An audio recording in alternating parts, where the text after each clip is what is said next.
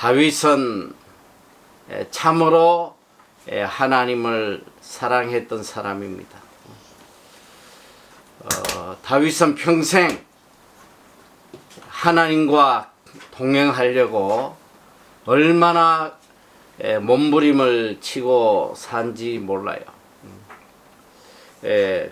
시편 84편 10절에 보면 바울은 이런 고백을 하고 있습니다. 주의 궁정에서 한날이 다른 곳에서 첫날보다 나은즉 악인의 장막의 거함보다 내 하나님 문지기로 있는 것이 좋사오니. 그는 세상의 화려한 궁궐보다도 주님하고 하루라도 주님과 함께 있는 그날을 더 사모하고 그리워했던 사람입니다. 세상에서 왕으로 대접받고 화려한 삶을 사는 것보다 이 하나님의 전에 문지기로 살아가는 것을 더 사모하고 더 강구했던 믿음의 사람이에요.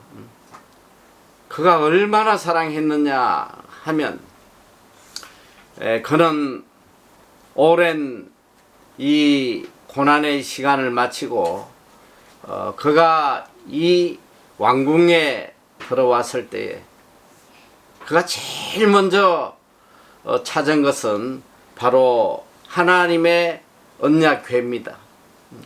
어떻게 하면 이 하나님의 언약궤를 이 다윗성에 옮겨서 하나님과 동행하는 삶을 살까. 그래서 이 기란잠이라는 여아림이라는 곳에 있던 언약궤를 찾아서 가져오게 돼요. 이 아비나답의 집에 언약궤가 무려 20년 동안 거기에 있었습니다. 그러니까 이 여호와의 궤를 이제 다윗성으로 옮기는데 이 다윗의 마음이 얼마나 감격스럽고 기뻤겠습니까? 근데 이 궤를 옮기는 과정에 그만 이 낙원의 타작 마당을 지날 때에 이 언약 궤를 메고 가던 소들이 띠므로 인해 가지고 이 우사라는 자가 이걸 붙잡다가 그만 그 자리에서 죽게 됩니다. 그래서 그 마음은 간절하지만 이 하나님의 진노하심이 너무 두려워서 그 궤를 바로 가져오지 못하고 오베데돔의 집에 3개월 동안 다시 거기에 두게 됩니다. 그리고 3개월 뒤에 무엇 때문에 하나님께서 이렇게 진노하셨는지 이걸 잘 깨닫고 그 잘못된 것을 고쳐서 이제 다윗이 이 궤를 다시 다윗 성으로 가져오게 돼요. 얼마나 감격적이겠습니까? 이 하나님의 언약궤가 다윗 성으로 들어올 때에 다윗은 이 기쁨을 이기지 못해 가지고 거기서 춤을 춥니다. 그때 이 다윗이 춤을 추는 모습을 보고 다윗의 아래 미갈이 다윗에게 모습을 업신여기고 언짢은 소리를 하게 돼요. 아니 오늘 이스라엘 왕이 이 건달들이나 하듯이 이렇게 맨살을 드러내고 어떻게 흉측하게 이렇게 춤을 출 수 있느냐? 이게 채통이 이게 서겠느냐? 이렇게 핀잔을 줄 때에 다윗은 아주 미갈에 대해서 강하게 책망을 합니다. 내가 이렇게 하나님 춤을 추는 것은 하나님 앞에서 춤을 추는 것이지 내가 인간 앞에서 하는 것이 아니다. 이 일로 인해서 이 미갈은 일평생 자녀를 두지 못했다고 성경은 기록하고 있습니다. 다윗은 자기의 채통도 버리고 어떻게 하든 이 하나님을 모시고 살아가는 것, 이것이 그의 삶의 가장 기쁨이고 우선순위였단 말이죠. 그리고 이 다윗에게 일평생 간절한 소원이 무엇이냐면 이 하나님의 언약 궤를 둘 하나님의 성전을 짓는 것이었습니다. 그는 간절하게 이 하나님의 성전을 짓기를 원했으나 하나님께서는 다윗에게 이 성전 짓는 걸 허락하지 않았어요. 그러나 다윗은 그 아들 솔로몬이 이 성전을 짓도록 당대의 모든 것을 다 준비를 해둡니다.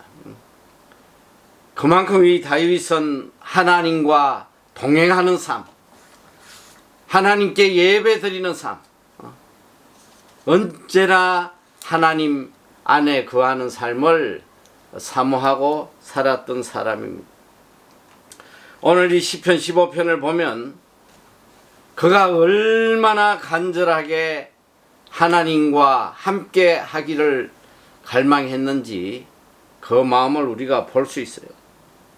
1절에 보면 여호와여 주의 장막에 유할 자 누구 오며 주의 성산에 거할 자 누구 오니까, 이렇게 질문을 던집니다.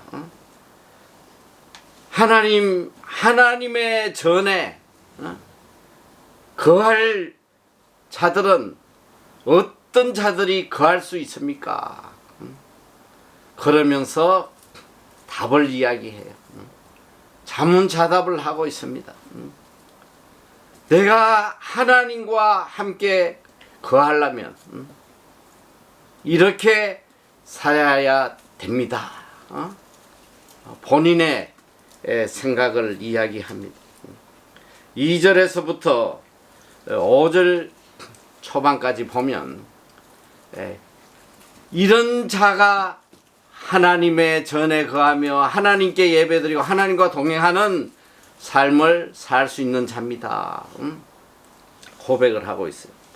여기에는 10가지 조건이 있습니다. 자, 2절부터 보면 정직하게 행하며 공의를 일삼으며 그 마음의 진실을 말하며 그 혀로 참소치 아니하고 그 벗에게 행악지 아니하며 그 이웃을 회방치 아니하며 그 눈은 망령된 자를 멸시하며 여호와를 두려워하는 자를 존대하며 그 마음에 서원한 것은 해로울지라도 변치 아니하며 별리로 대검치 아니하며 뇌물을 받고 무죄한 자를 해치 아니하는 자니. 이런 자들, 이런 10가지 조건을 갖춘 자들이 이 하나님의 성막에 거할 수 있다. 하나님과 동행할 수 있는 자들입니다. 그리고 이렇게 사는 자들에게 내려줄 하나님의 약속의 축복을 이야기하고 있어요. 이런 일을 행하는 자는 영영이 요동치 아니하리이다. 자, 이 짧은 5절에 이렇게 하나님과 동행하는 삶, 또 하나님과 동행하기 위한 우리의 삶의 모습, 그리고 하나님과 동행하는 자에게 내려질 영원한 복에 대해서 기록을 하고 있는데, 자, 우리가 이제 한 절 한 절 그 내용의 의미를 같이 한번 살펴보겠습니다. 자, 1절에 보면 여호와여 주의 장막에 유할 자 누구 오며 주의 성산에 거할 자 누구 오니까. 여기서 주의 장막, 주의 성산, 이 말은 사실 같은 의미입니다. 주의 장막에 거하고 주의 성산에 거한다는 것은 바로 하나님과 동행하는 삶을 이야기하는 것이에요. 그리고 언제나 하나님 앞에 예배드리는, 이 예배드리는 중심의 삶을 이야기하고 있습니다. 이 예배라는 것, 하나님 앞에 예배드린다는 것은 사실 이 예배는 하나님과 동행을 의미하는 거예요. 늘 하나님과 함께하는 삶, 이것이 바로 하나님과 예배하는 삶입니다. 그래서 이 2절 이하의 말씀은 바로 하나님과 동행하려면 이런 삶을 살아야 된다. 방금 우리가 읽었던 이 10가지 조건을 이야기하고 있어요. 그런데 이 10가지 조건을 보면 이 두 가지로 나눠지는 것을 알 수가 있습니다. 첫째는 보면 이 긍정적인 내용이 있고 또 이제 부정적인 그런 내용들이 있습니다. 자, 이 첫째로 이 긍정적인 것 5가지, 또 이 부정적인 것, 우리가 해서는 안 되는 이 부정적인 것 5가지가 있습니다. 이 긍정적인 것 5가지는 우리가 적극적으로 하나님과 동행하기 위해서는 적극적으로 행해야 될 5가지 어를 이야기하고 있어요. 자, 이 5가지가 무엇이냐? 첫째로 보면 2절에 보면 이 3가지의 우리가 해야 될 일을 말씀하고 계세요. 첫째는 정직하게 행해야 된다. 정직하게 행해야 된다. 또 둘째는 공의를 일삼아야 된다. 공의를 행하고 살아야 된다. 셋째는 그 마음의 진실을 말하며 항상 진실을 말하며 살아야 된다. 그리고 4절에 보면 또 망령된 자를 멸시해야 된다. 그리고 또 여호와를 두려워하는 자를 존대해야 된다. 그리고 5번째로 서원한 것은 반드시 갚아야 된다. 이 5가지는 반드시 행해야 될 적극적인 어려움을 이야기하는 것입니다. 우리가 적어도 하나님의 성소에 거하며 하나님께 예배 드리고 하나님과 동행하는 이런 삶을 살기 위해서는 먼저 이런 모습으로 살아야지만 하나님과 동행할 수 있다는 것입니다. 그리고 해서는 안 될 또 부정적인 5가지를 이야기하고 있습니다. 앞에 긍정적인 것은 우리가 적극적인 어를 행하는 것이고, 이 부정적인 5가지는 우리 삶에 절대로 용납해서는 안 되는 이 악한 것 5가지를 이야기하고 있습니다. 3절에는 보면 3가지의 악한 것, 해서는 안 될 것을 이야기하고 있습니다. 첫째는 그 혀로 참소치 아니하고, 이 참소하면 안 된다. 또 둘째는 그 벗에게 행악지 아니하며, 이웃에게 악을 행하면 안 된다. 또 셋째는 이웃을 회방치 아니하며, 그리고 넷째는 별리로 대검치 아니하며, 이거 돈을 빌려주고 이 고리 대검업 하는 거 이거 안 된다. 이자 받는 건 안 된다. 그리고 5째는 뇌물을 받으면 안 된다. 절대로 우리가 해서 안 될, 주의해야 될 이 5가지는 크게 보면 2가지예요. 하나는 말에 관한 것이요, 또 하나는 물질에 관한 것입니다. 우리가 하나님 앞에 가장 이렇게 악을 행하기 쉬운 것이 바로 말로 너무나 쉽게 악을 행해요. 그리고 그 다음은 이 물질 때문에, 물질 때문에 사람들에게 상처를 주고 하나님과 왼수가 되고 이런 악을 행한단 말이죠. 그래서 이 반드시 하지 말아야 될 너무나 쉽게 범하는 이 죄악들, 이 5가지를 고쳐야 된다. 이걸 우리에게 가르쳐 주고 있습니다. 그래서 이 10가지 이 해서 안 될 것, 해야 될 것, 이 율법 같은 10가지예요. 그래서 이 혹학자들은 이걸 제2의 십계명이라고 이야기하는 사람도 있어요. 그리고 유대인들은 반드시 아이들이 어릴 때부터 이 10가지는 절대로 해서 안 된다는 것을 이 손가락, 이 10손가락을 가지고 첫째 손가락은 뭘 하면 안 되고 둘째 손가락은 뭘 하면 안 되고 해서 이 가슴 팍에 새겨준다고 그래요. 오늘 이 10가지의 말씀은 너무나 중요한 것입니다. 우리가 하나님과 동행하는 데 있어서 하나님을 예배하는 삶을 사는 데 있어서 이 10가지만은 철저하게 지키고 살아가야 된다는 말씀입니다. 여기서 2절에 보면 우리가 반드시 해야 될 첫 번째, 정직하게 행하며 정직하게 해야 된다.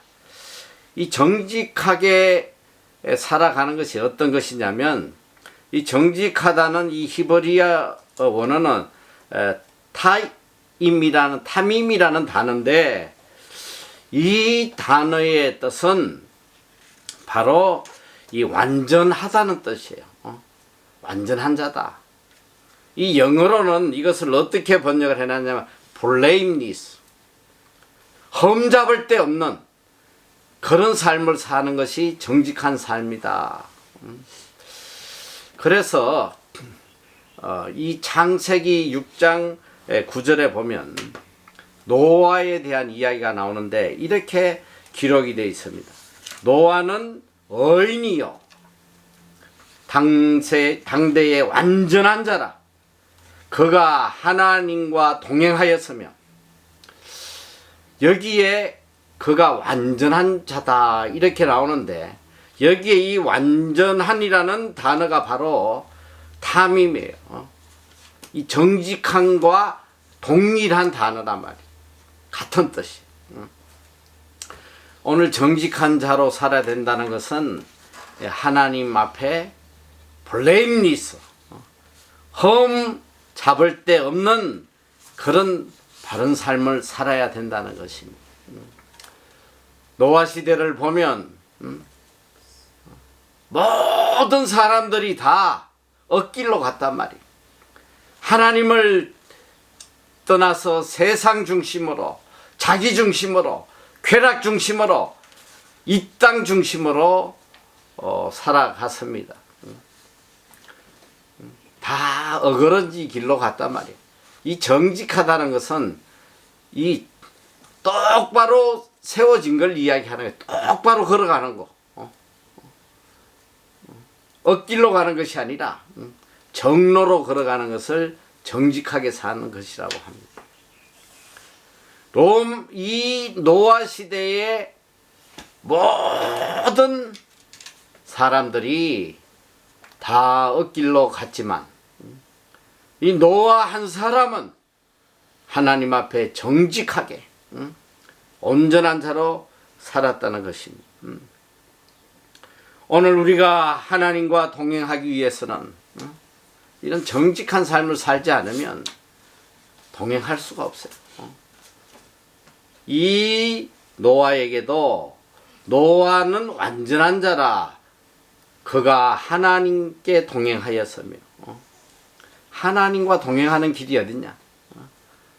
내가 하나님 앞에 정직할 때에 비로소 하나님과 동행할 수 있는 것입니다. 자, 그리고 둘째는 보니까 공의를 일삼으며, 공의를 행하고 살아야 된다는 거예요. 이 원어는 이제 차티크라는 단어인데 두 가지 의미가 있습니다. 공의롭게 산다는 것은 두 가지 의미가 있어요. 자, 첫째는 하나님 앞에 공의롭게 사는 길과 또 이웃에게 공의롭게 사는 이 두 가지 내용을 다 포함하고 있단 말이에요. 그래서 하나님 앞에서는 하나님의 언약을 충실히 지키고 살아가는 것, 이것이 공의를 지키는 거예요. 그리고 인간에게는 바로 하나님이 주신 이 율법에 따라서, 하나님이 주신 법에 따라서 이 이웃을 대하는 것, 이것이 바로 공의를 행하는 것입니다.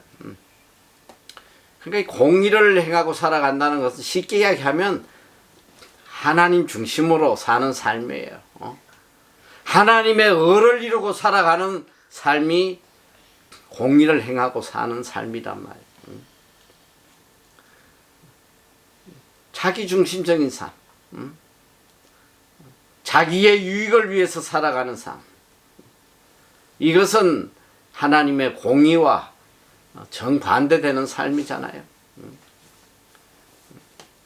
오늘 우리가 하나님을 믿는 자며 또 하나님과 함께하는 삶을 살기를 소원하는 사람들이라면 반드시 이 하나님의 공의를 따라 살아가는 그 의로운 삶을 살아야 된단 말이에요.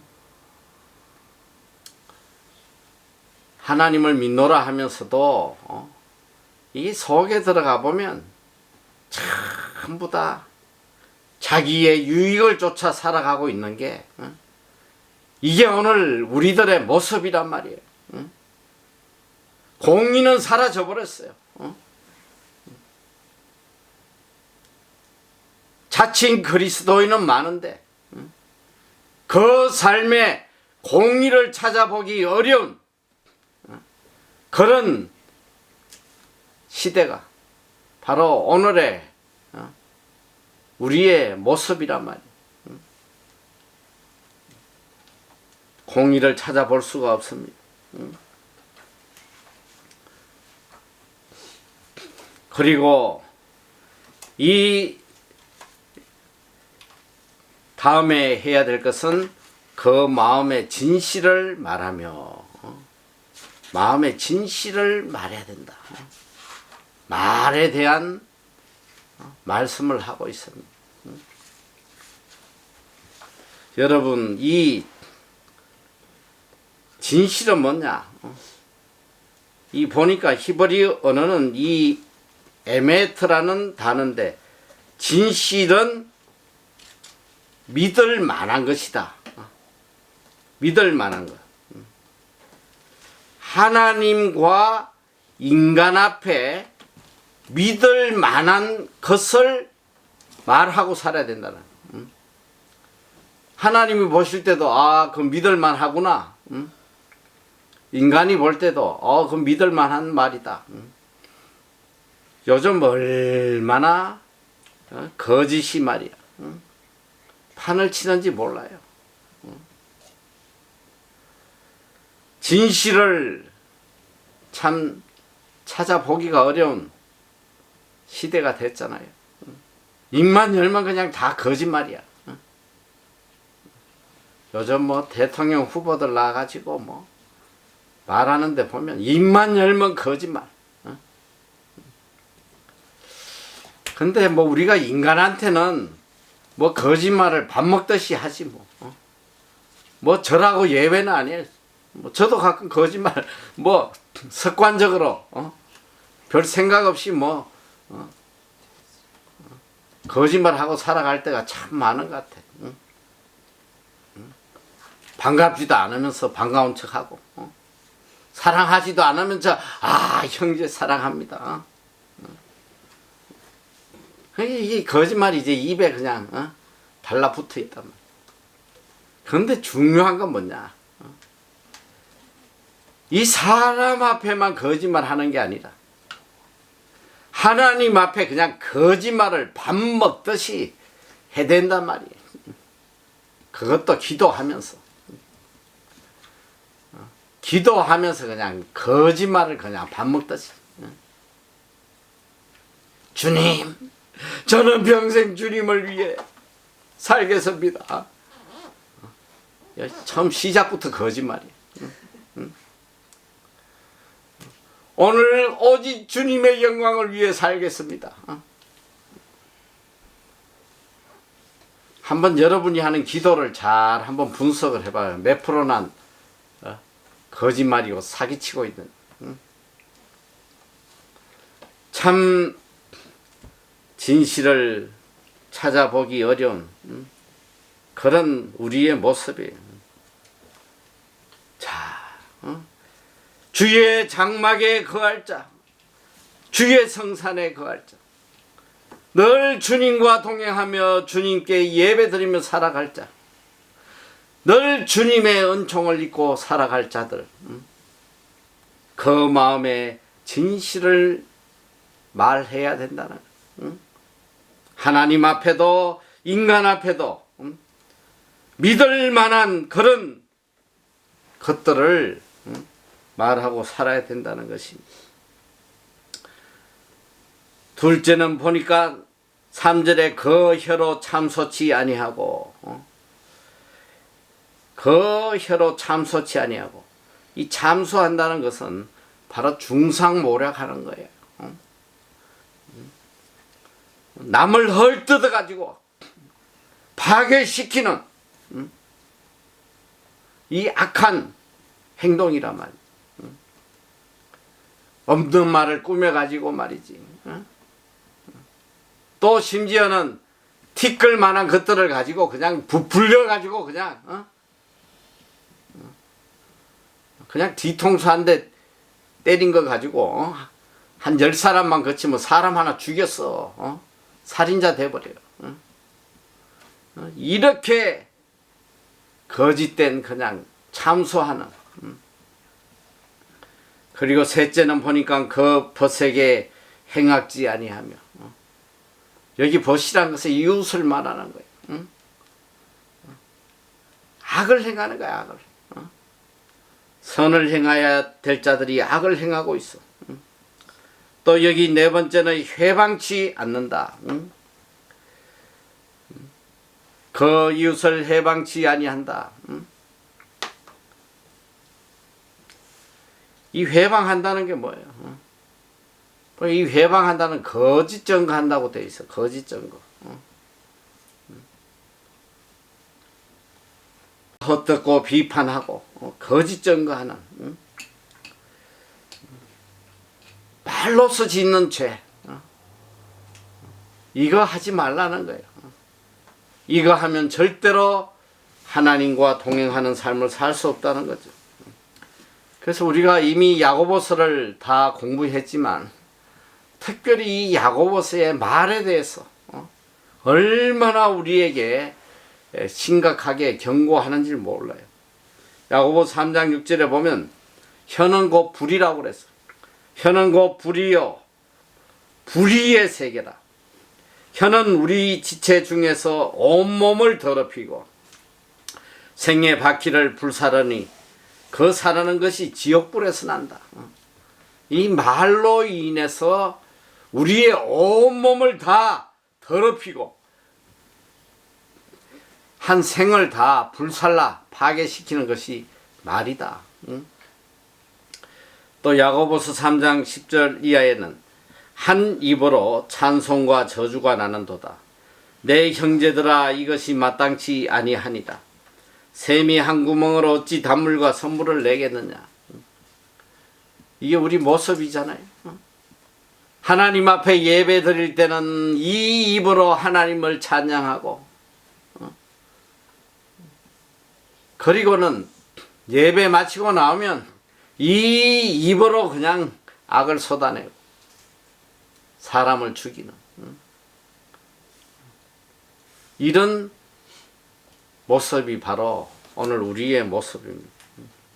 적어도 우리가 하나님과 동행하고 하나님의 성소에 거할 주의 이 장막에 거할 그런 삶을 살려면 이 입을 검해야 된다. 입을 정결하게 해야 된다.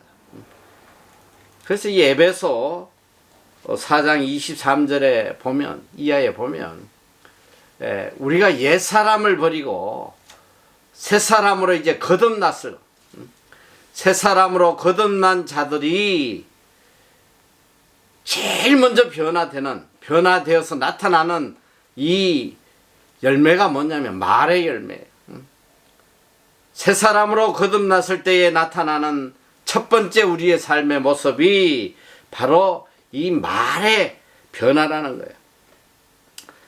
에베소 4장 23절 이하에 보면 오직 심령으로 새롭게 되어 하나님을 따라 의와 진리의 거룩함으로 지으심을 받은 새 사람을 입어라. 자, 우리가 새 사람으로 거듭나려면 자, 어떻게 되냐? 그런즉 거짓을 버리고 각각 그 이웃으로 더불어 참된 것을 말하라. 이는 우리가 서로 지체가 됩니다. 새 사람으로 거듭나고 변화되면 첫째로 어떻게 되냐? 내 입술에 거짓을 버려야 돼요.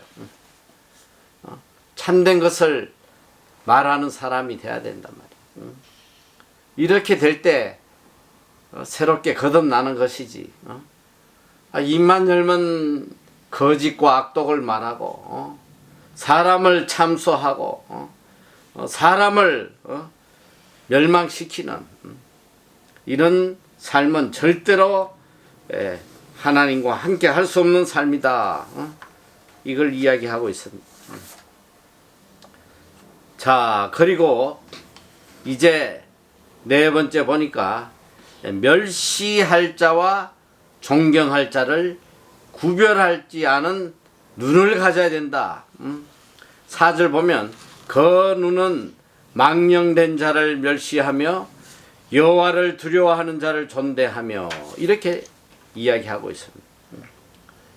자, 망령된 자. 이 망령된 자는 원어에 보면 무슨 뜻이냐면 하나님에 의해서 거절당한 자예요. 하나님이 거부하는 사람들, 악한 자들, 하나님을 대적하는 자들, 이런 자들을 멸시하는 눈을 가져야 된다. 이건 무슨 뜻이냐면 이 망령된 자를 멸시한다는 것은 바로 이 악한 자들의 소행을 본받지 않는 이런 것을 의미하고 있습니다. 그리고 여호와를 두려워하는 자를 존대해라. 자, 이 말씀은 바로 올바른 가치관 그리고 올바른 기준을 가지고 이 세상을 판단하며 살아야 된다는 거예요. 무엇이 옳은 것인지 무엇이 잘못된 것인지 무엇이 귀한 것인지 무엇이 천한 것인지 이걸 판단하는 올바른 평가 기준을 가지고 사물을 바라보라는 것입니다. 이런 올바른 눈을 가진 사람은 반드시 하나님을 두려워하고 또 하나님을 존경하는 이걸 인생의 제일 우선으로 생각하고 산단 말이에요. 이걸 제일 가치 있는 것으로 여기고 살아가는 거예요. 오늘 우리 삶에 제일 우선되는 게 뭐예요? 제일 우선되는 것이 하나님을 경외하는 거. 이 하나님을 두려워하고 하나님을 높여드리는 거. 이게 우리 삶에 제일 되는 거 아닙니까? 그러니까 내 눈은 무엇을 바라보든지 이 망령된 자들이 가치 있게 여기는 거, 이런 거에 가치를 두면 안 된다는 거예요. 내 눈은 오직 여호와를 높이고 여호와를 경외하는, 여기에 내 눈이 초점이 돼 있어야 되는 거란 말이에요. 오늘 우리는 눈을 떠서나 이 장님처럼 살아가는 이런 어리석은 삶을 살고 있단 말이에요. 하나님을 존중하고 하나님께 영광 돌리는 이것에 가치를 두고 살아가는 것이 아니라 하나님이 거부하는 이런 망령된 자들의 삶에 그걸 부러워하고 말이지, 거기에 가치를 두고 살아가는 이런 어리석은 삶을 살아가고 있단 말이야.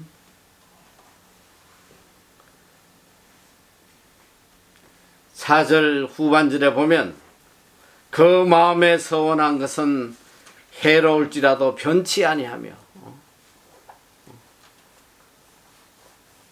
사기치지 말고 살아야 된다 이 말이. 하나님 앞에 사기치지 말아라.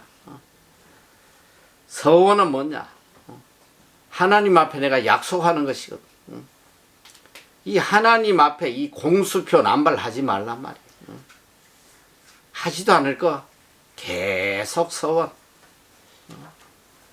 제가 보니까 평생 그냥 서원만 하다 가는 인간이 너무 많아. 서원을 하나도 지키지 않고 평생 하나님 앞에 서원만 하다가 인생 끝나는 인간이 많단 말이에요. 함부로 이렇게, 이 서원은 여기 이 말씀은 두 가지가 의미가 있어요. 첫째는 헛된 서원을 하지 말라는 거예요. 지 기분 내키는 대로, 기분 좋으면 그냥 주여 내가 주를 위해 생명을 바치겠습니다, 이랬다가 조금 지 뜻대로 안 되면 그냥 하나님이 뭐 살아 계시니 안 계시니 이 헛소리들 하고 말이야. 첫째는 헛된 맹세를 하지 말고, 둘째는 뭐냐? 한번 서원했으면 목에 칼이 들어와도 지켜야 된다. 하나님께 한 서원은 반드시 지켜야 된다. 그러니까 이 서원을 할 때는 반드시 이 두 가지, 지키지 못할 서원은 애당초 하지 말고, 기분 내킨 대로 하지 말고, 그 다음에 서원을 했으면 어떤 해가 올지라도, 내 재산이 다 날아가도, 내 생명을 내놔야 돼도 하나님 앞에 서원한 것은 반드시 지키라는 거예요. 이런 자라야 하나님과 동행하는 삶을 살 수 있다는 거예요. 이 서원에 대해서 가장 큰 실수한 사람이 누굽니까? 사사 중에 입다라는 사사가 있잖아요. 그 전쟁에 나가면서 그냥 조용히 갔다 오지, 뭘 가면서 이 전쟁을 이기게만 해주시면 제일 먼저 우리가 돌아올 때 제일 먼저 우리를 환영하는 그 사람을 하나님 앞에 제물로 바치겠습니다. 이런 망령된 서원을 말이지 하나님 시키지도 않는, 성경에 어디 사람을 제물로 바치라는 게 어딨어. 지 멋대로 그냥 하나님 앞에 망령된 서원을 하고 난 그 결과가 뭐예요? 이기고 돌아왔을 때 그를 제일 먼저 마중한 것이 그의 하나밖에 없는 무난동녀, 자기 생명보다 귀한 딸이 나와서 그를 환영하니까, 그 예쁘던 딸. 그래도 또 입다가 보니까 이 헛된 서원을 했는데 그래도 하나님을 두려워하는 마음이 있어. 그 헛된 서원을 그래도 지키더란 말이야. 그 결혼도 하는 딸이 제물로 드려졌단 말이야. 여러분, 서원은 이렇게 무서운 것입니다. 함부로 서원하면 안 돼요. 그리고 내가 하나님 앞에 서원했으면 그 마음에 서원한 것은 해로울지라도 변치 아니하며 하나님에게 서원했으면 지켜야 된다. 반드시 지켜야 된다. 이런 자들이 주의 장막에 유할 자이다. 주님과 함께 동행할 자들이다. 자, 이제 5절에는 또 돈의 문제에 대해서 어떻게 살아야 되는지를 이야기하고 있습니다. 5절에 보면 별리로 대금치 아니하며 뇌물을 받고 무죄한 자를 해치 아니하는 자니. 별리로 대금치 아니하며, 이건 뭐냐? 별리로 대금치한다. 이자 받지 말라는 게 이자.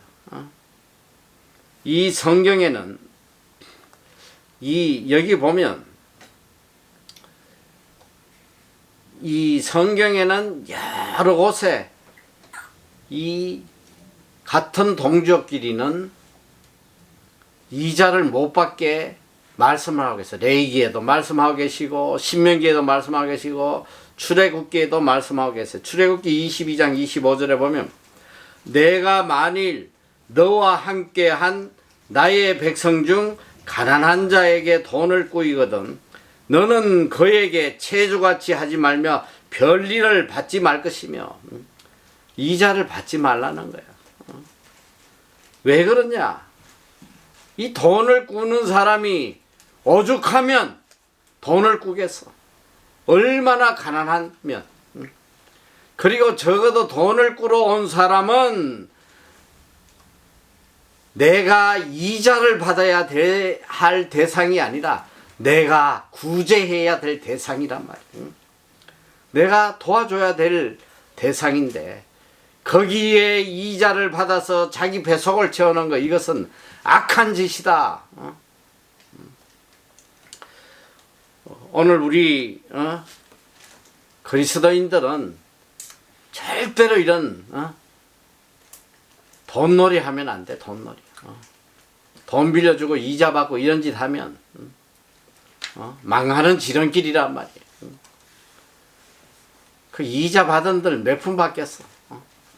좀 이자 많이 받으려고 이거 고리 대금하고 하는 인간들 내가 보니까 돈 번 인간보다 망한 인간이 훨씬 많아. 이자 몇 푼 받으라고 했다 원금까지 다 띄는 경우가 많아요. 그런 악을 행하면 안 돼. 이건 뭐냐? 착취행위다. 착취행위. 사람을 그냥 인생을 짓밟는 행위다. 그 당시에 왜 그러냐면 이 고리 대금업이 굉장히 일반인한테는 유행을 했다고 해요.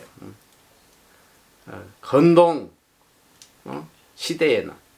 그 보니까 이 바벨론에서는 이 합리적인 이율이 얼마였냐면 33.3%였다고 그래요. 고리 돈 빌려주면. 그런데 놀랍게도 이 아수르 놈들은 원래 좀 악한 놈들이잖아. 이 아수르 놈들은 돈을 빌려주면 이자를 몇 프로 받느냐? 50%. 이렇게까지 착취를 했다는 거예요. 그러니까 가난한 자들을 죽게 만드는 거예요. 그래서 근데 성경에도 보면 이 형제들에게, 형제는 뭐냐? 한 하나님을 섬기는 같은 민족이란 말이에요. 같은 신앙을 가진 같은 피를 나누는 이런 형제들인데 형제들에게 절대로 이 별일을 받으면 안 된다. 근데 또 외국인에게는 약간의 이자를 받도록 성경은 괜찮다고 이야기를 하고 있어요. 오늘 여기서 이야기하는 것은 형제들, 어려운 형제들을 상대로 해서 자기의 유익을 취하지 말라는 거예요. 이건 쉽게 다른 이야기로 하면 형제들을 이용해서 내 배속 채우지 말라는 거예요.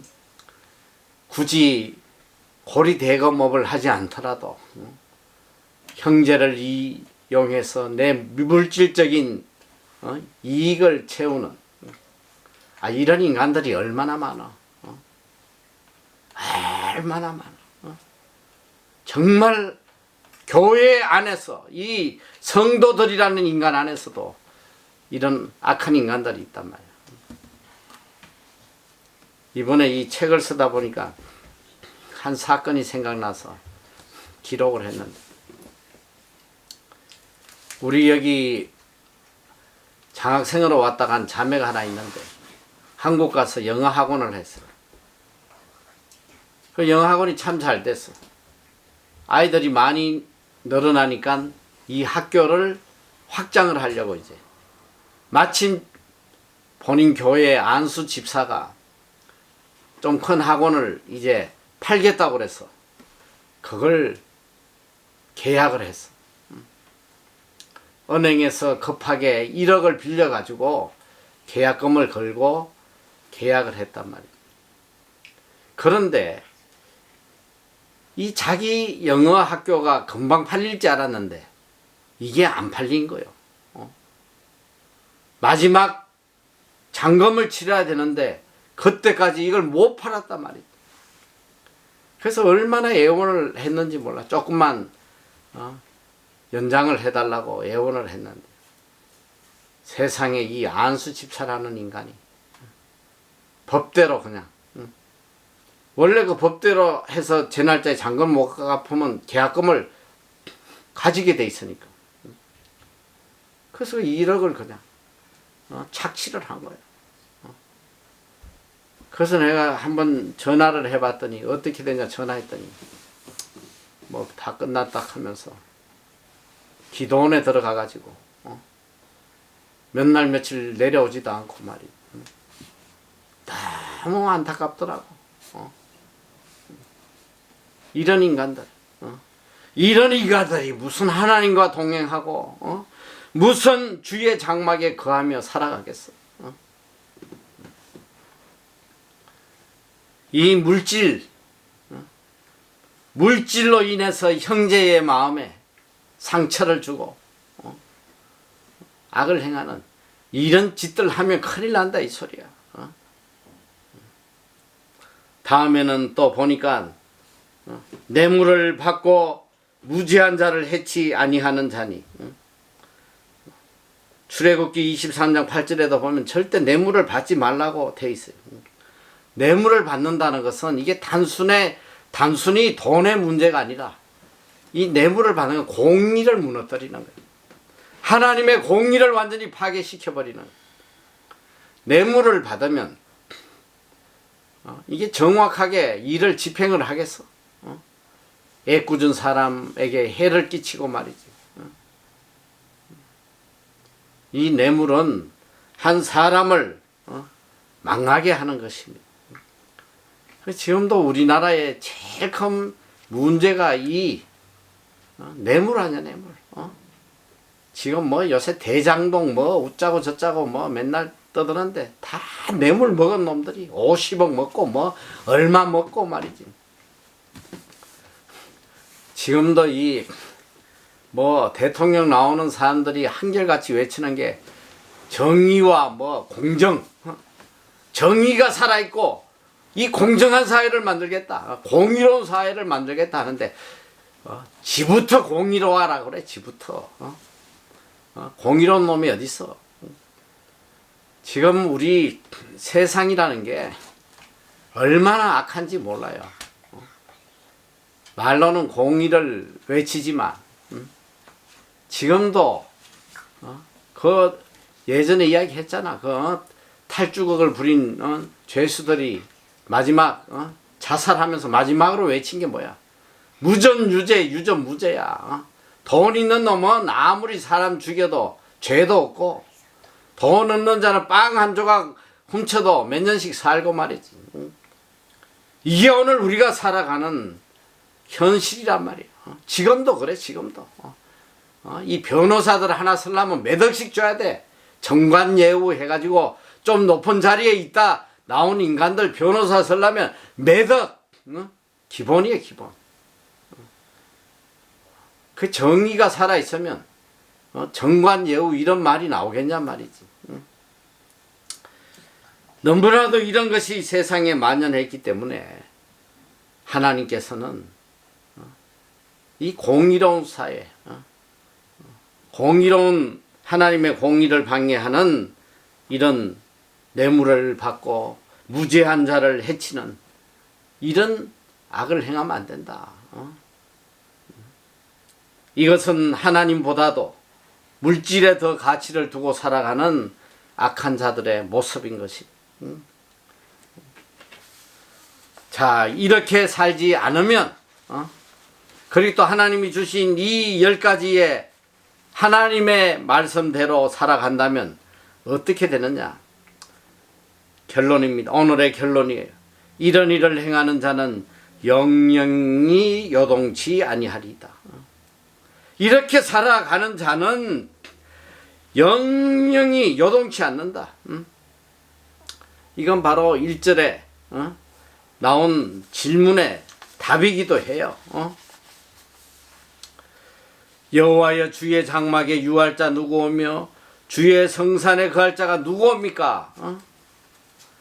바로 이렇게 10가지 이걸 잘 지키는 사람인데 이런 자들에게는 영영이 요동치 아니하게 하겠다. 영원히 주의 장막에 거할 자들이다. 영원히 하나님과 동행하며 하나님과 함께할 자들이다. 하나님이 영원토록 지켜줄 자다. 여러분, 우리는 이 다윗처럼 그냥 어떻게든 하나님과 동행하고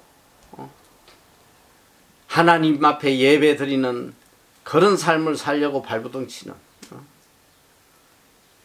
오늘 이게 우리 삶이 돼야 돼. 왜 그러냐면 여러분, 이 모든 세상 사람들이 살 길이라고 생각하는 이런 삶의 모습들이 결국은 뭐냐? 하나님의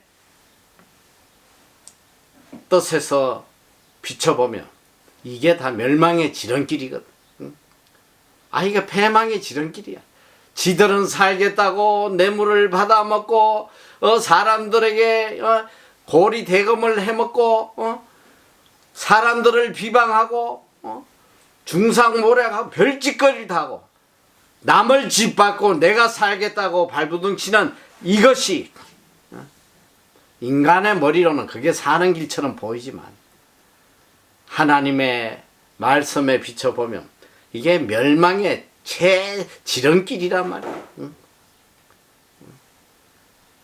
오늘 이 다윗의 고백처럼 이 10가지를 지키고 살아가면 하나님이 그들과 영원히 함께 하시며 흔들리지 아니하도록 어떤 상황이라도 흔들리지 아니하고 굳건히 서서 하나님의 은혜를 누리며 하나님을 찬양하며 복된 삶을 살아가도록 하나님 지켜주신단 말이에요. 오늘 우리는 이 말씀을 가슴 깊이 새기고 이 말씀대로 살아서 영원히 주의 장막에 거하는 복된 삶을 살아가는 여러분 다 되시기를 축원합니다. 기도하겠습니다.